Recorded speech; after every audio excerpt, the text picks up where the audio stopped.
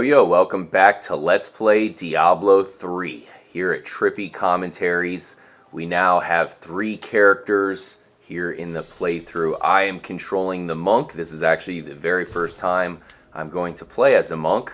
Justin, who do you have here? I've got a demon hunter named Justinian. Nice. And I've used a demon hunter before, so I am familiar with some of his skills and whatnot, but I'm going to try some different techniques this time. Nice. I have a Demon Hunter playthrough going as well with another Trippy commentator, Mike, who will definitely be jumping into the playthrough, I'm sure, at some point as well, so we can do some 4-player action. Retro Brett, how's your Crusader doing? Well, right now he's a little weak, as are we all, but when we get going into the game, we're going to be pretty badass and definitely ass kickers. Now, the first 2 episodes that we recorded were basically on day 1 of the game's release. Now, this is a little bit past then, so I have a playthrough going, a single-player playthrough with a wizard. So I'm a lot further into the playthrough, and as far as knowing what's going on in the game, let's go ahead and get this guy that seems to be the badass here. So I definitely will have some insight on some of these characters, but definitely not the monk, that's for sure. This guy is tough. With the wizard, who I've been playing as, he's been pretty much attacking from afar. Now I have to go in close with this monk. Yeah. It's a whole lot different. It basically is like a whole different game now. Really crazy in how it changes it up, and I pretty much have no idea what I'm doing right now. I'm just going to keep running into him. Retro Brett, you've beaten the game with pretty much all the characters. Every character, yes. Can you give me any pointers for the monk here? Wait, where am I going and what am I doing? Good question.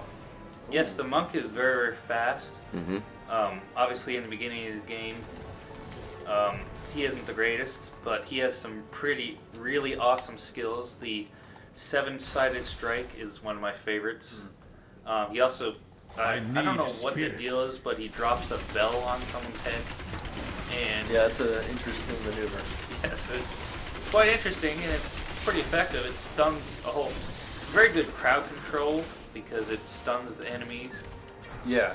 I like the monk a lot. RJ and I have a side playthrough as well where I'm a monk. Yeah, let's go this way. I love the melee aspect, and that bell move really just destroys, I tell you. Yes. Yeah, it freezes. In its highest level, it freezes. Yeah. Or at least slows them down. Makes them a little cold.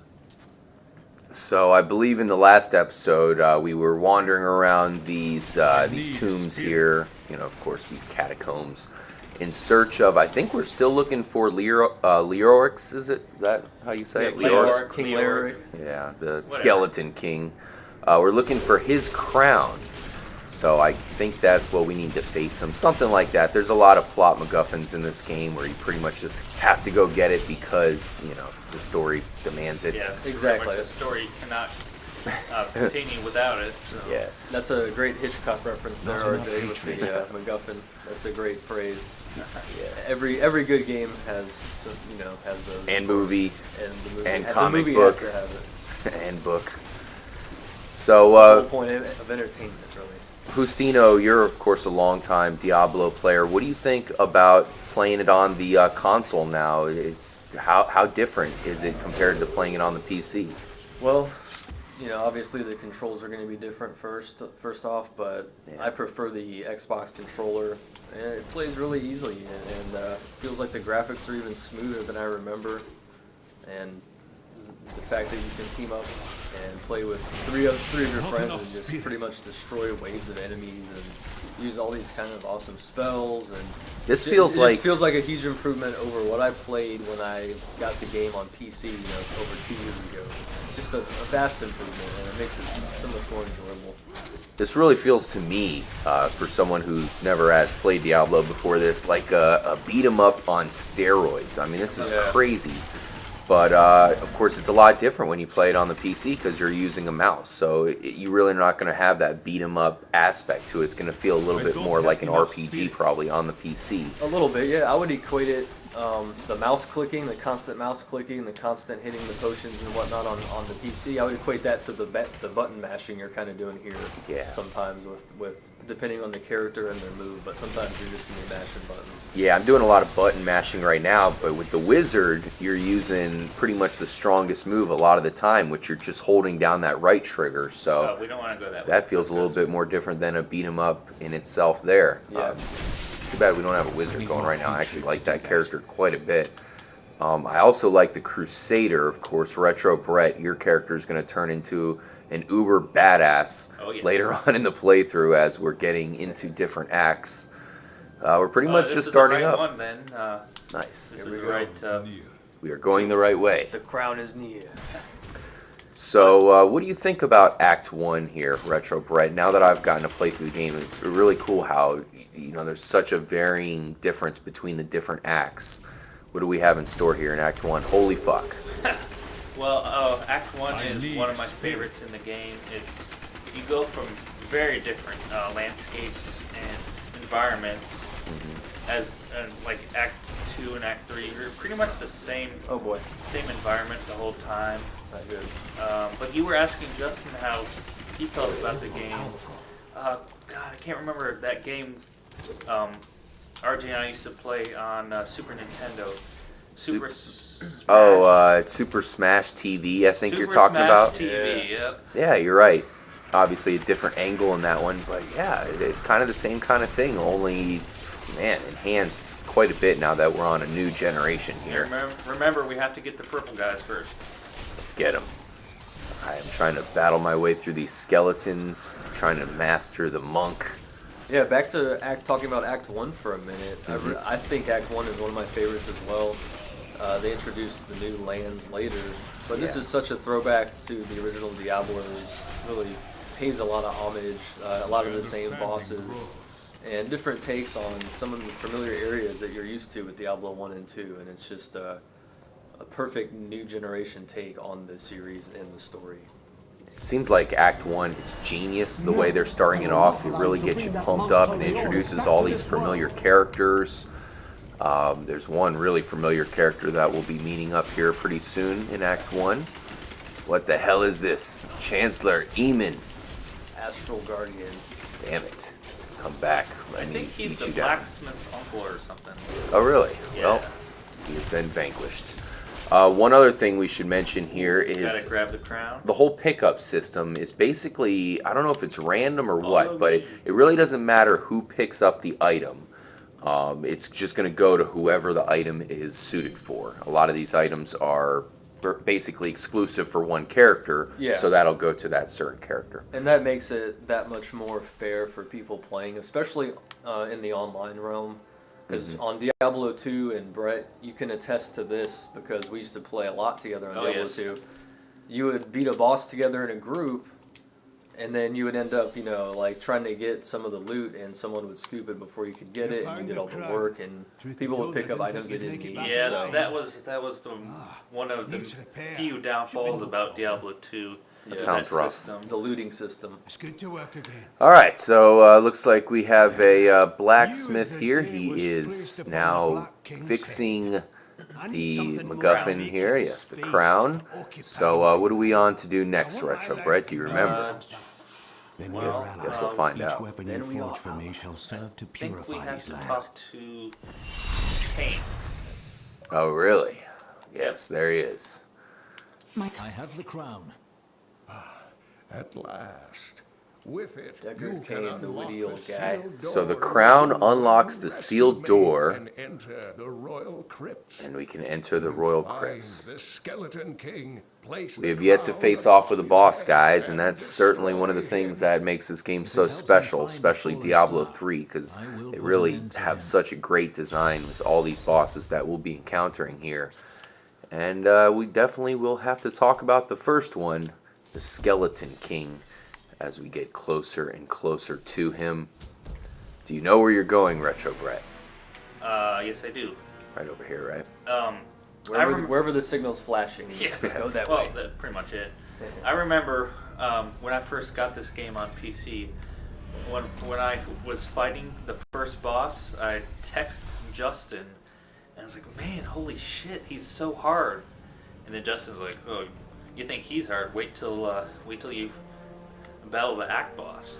Yeah. And he was right, but now they all seem like pussies. Not enough spirit. They don't seem very tough because I think we played to the level like on the harder difficulty settings. We played up to that level and beyond, so we know how hard it gets and how basically how good the weaponry gets too when you get up there. You know, compared to what we've got now. So, but as RJ and I kind of discovered when we were doing our side playthrough, you're battling so many more bad guys, and it's just like you're just hacking away way too much. There's way too many bad guys to try to take out. And all that really happens with the higher difficulty level is their life goes up, so it's harder to kill. It just takes more time. So I think playing through the normal right away is really the best way to go because it won't be. Oh, I'm over here doing. I don't know what I'm doing over here. Now we got one of these orbs. Those actually also are shared between everybody. So keep that in mind, guys. If you grab an orb, it activates it for all 3 of our characters. As you can see that on the screen. Those are crucial, as those really do power you up quite a bit. A lot of the things they do are pretty substantial. I mean, they increase your power and all kinds of stuff. Oh, if you think those are substantial, there are some super orbs. Someone lead on. Let's continue on through the dungeon. This is really the first huge dungeon in the game. I know we kind of went through a mini one, kind of a starter dungeon, but this is the one that's pretty big, and of course it'll lead to our first boss battle. Definitely excited to face off with the Skeleton King. We'll see how we can do. 3 players.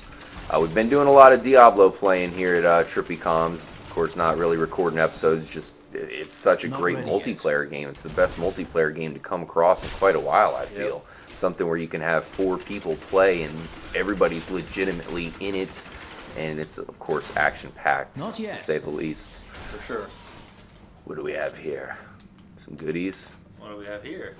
I kind of feel like every drop you get out of a treasure chest or anything, it's always magical. Everything's magical. Whereas in the older ones, you get a lot of just plain old shit. You get Really? some plain you get a lot stuff of here, but not. plain bow. I'm talking Diablo like 1, you just get a plain bow. There was blue magic items were pretty rare. Let's go down that way. All right. I think this is going back. Oh, we have a wooden door. Very observant here, Retro Brett. Oh man, this guy was trying to ambush us here on the other side. I noticed that's something the game does. They don't let you see what's on the other side of the door, and it turns out to be a lot of enemies waiting to kill you. Well, unfortunately, it doesn't do a very good job of it. Yeah, my playthrough, which was on the normal setting, wasn't too challenging. I don't know if it was just because I had a good combination of moves for the wizard, but definitely was pretty much kicking everybody's ass, including the bosses. One thing I gotta say that I really like about the game is I like how it is customizable. I know the other Diablos sounded maybe a little bit more customizable, but I do like how you can pretty much choose a ton of different moves, and those moves have variations themselves as well. So, you know, basically you can pick the moves you like to use. There's some moves that are more powerful, but I just don't like them. I like to stick with the ones that just feel good for me. You know, they feel more natural, and in doing so, you create a killing machine. Well, I mean, you gotta like the moves, and they gotta look cool for you. I'm not gonna use moves that I don't like, but owns. You gotta like the move. So. I'm with you. For me, it's about effectiveness, especially in the later difficulties. We're talking, you know, if you want to try to do a solo run, you got to really beef up your guys. So you're going to want to be able to use... we have an arrow down here. You're going to want to figure out which skills are best for you, and really it'll determine itself as you start to fight the guys. You'll see what's effective or not. Definitely. I don't have enough spirit. All right, we have made it to Cathedral level 3. I think we're getting pretty close to a boss here, Retro Brett. Level 3 seems to be the lucky number with a lot of this stuff. Yes, we are getting close. I'm not entirely sure, but I think we have to go down at least one more level. What's going on here? Some sort of satanic ritual, apparently, which there will be a lot of in this game. Yeah, it's called Diablo. Yeah, they're doing the title justice. Oh man, this is crazy. So far, things definitely seem a little bit more busy with more players than just one, and I think that's pretty cool how, you know, it's so busy with just one player, and you wonder, is the game able to ramp it up and add some more stuff going on, of course, when you have more players to help you out? And, you know, of course, the answer is yes. The game does a great job of throwing even more guys on there and making everything chaotic. Yeah, they make it proportional to where you get the right amount of more guys coming at you with the more people joining. And also, you know, when you get more XP, Not ready yet. typically when you play in groups, so it just encourages it even more to play together. So we have a huge hole here. I think we should go down this way. Alright, Yeah, he's trying to escape. let's get him. Ooh, a treasure chest. Don't mind if I do. I agree with you, RJ, about the difficulty on normal. You just feel like you're getting to play through it and experience the mechanics of the gameplay and the storyline especially, but you're not really feeling much of a challenge. I'm sure it's different on a solo run as well, but I did not feel a challenge at all. I remember on my first normal playthrough. Oh boy, you'll get a challenge if you go through any other difficulties. Oh yeah. Especially the torments. Yeah, I guess I'll make it to them eventually here, that's for sure. I gotta say, I'm having a hard time refilling my character's special here. Okay, so it looks like when I kill someone with my normal attack, I think that's what recovers my special. Seems to be the case. As you can see right now, it's not recovering at all. Right, it doesn't recover automatically, but as you beat some guys down, it seems to. Because when I played with the monk, I was thinking the same thing. I was like, why isn't the meter refilling? Interesting. So maybe be on the lookout for things that might do that for you. Yeah, like I said, like we all said, the later you go in the game, that will happen. Ooh, here we go. You'll get items that replenish your mana. Like every hero uses something different in this game, but really just mana. Yeah, of course. Yeah, I'll call it something different. Alright, so I'm coming over here using my normal attack to beat this guy's ass, clearly upgrading my special, which is pretty powerful. So pretty cool. It's definitely a gimmick that they got going on with the monk here. Makes a lot of sense. With the wizard character, I felt like his mana was refilling at such a rapid pace, unless you use the really powerful moves quite a bit. If you stick with Disintegrate or one of the beam weapons, you basically get like a flame beam or an ice beam. It almost refills faster than you use it, despite the effectiveness. Sometimes it refills while you're using it. And it's like, that's really trippy. Yeah, and quite different here is the monk. As you can see, it's not, you know, of course it won't refill until I go and beat somebody up. So this Templar here that we helped save, he's going to join us on the quest to defeat King Leoric. I think he's leaving us behind now. Basically, he just opened up the stairwell for us. He just said I was joining you. Did you read the dialogue? Yeah. Where is he about? though? And then he dipped Oh, out. you know what? In when you're playing with more than one hero, you can't. You can have a choose to follower. bring him along. Yeah. I see.